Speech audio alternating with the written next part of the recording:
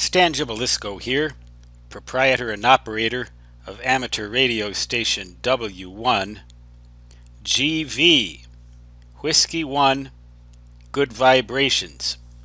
At your service to talk about CW shaping, how the modulation envelope or pattern of high and low states goes by with time.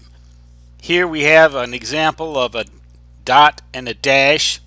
Here's time going from left to right. Low means space or off condition. High means full on, key down. Here's the DIT, followed by a space. In this case, equally as long as the DIT, so that the weighting is 50%. 50% duty cycle in case you haven't watched the video on weighting yet. Weighting. Normal weighting, not W-A-I-T-I-N-G, but weighting. So it's a standard letter A in CW. Dida. As time goes by, dida. Now notice the transitions between states. The edges of the modulation envelope changes. Right here, we have sharp corners.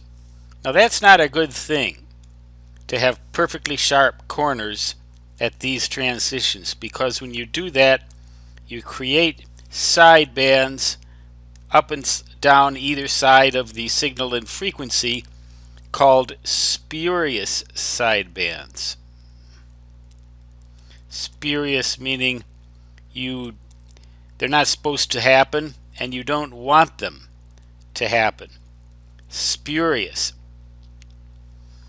The sudden transition like that always takes with it a bunch of high frequency components, and they modulate the signal and create what is known as key clicks, a phenomenon that you do not want to be observed operating with, because it'll put a bad name on you, besides also being against the law if the modulation envelope gets wider than 3 kilohertz. So what do you want to do? You want to smooth out these corners, and that's called shaping. That's called shaping the wave, and the way that you might do that is, let's just get rid of this entire high dashed line here. You soften up those transitions so that they're a little bit rounded off, rather than being perfectly square. You see what I'm getting at? When you do that, well, that one's pretty square right there. We don't really want that. Let's try this again. Let's just do one DIT.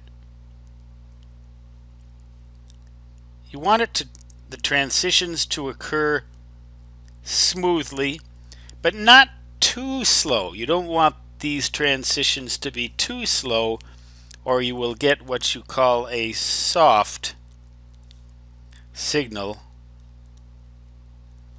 and you can't send very fast if you have a soft signal, because at high speeds the DIT will not get a chance to resolve itself into a full signal before your key goes up again. But CW shaping is very important, and you can look that up on the internet and see all kinds of examples of it. The American Radio Relay League, ARRL, in their handbook deals with this kind of thing. Whenever you see a product review in QST magazine, it will show the modulation envelope for CW and show how the shaping goes, if it's too soft or too hard. So these corners here, that's the key to CW shaping. These corners need to be a little bit rounded off to avoid the production of spurious sidebands, because you do not want that to happen to you. Some transmitters are already equipped to do perfect shaping for most speeds ham radio operators commonly use. A few transceivers you can actually adjust the shaping yourself. But then you get into these huge programmable radios that you have to practically be a PhD in computer science to operate. I like a simple radio myself. All you got to do is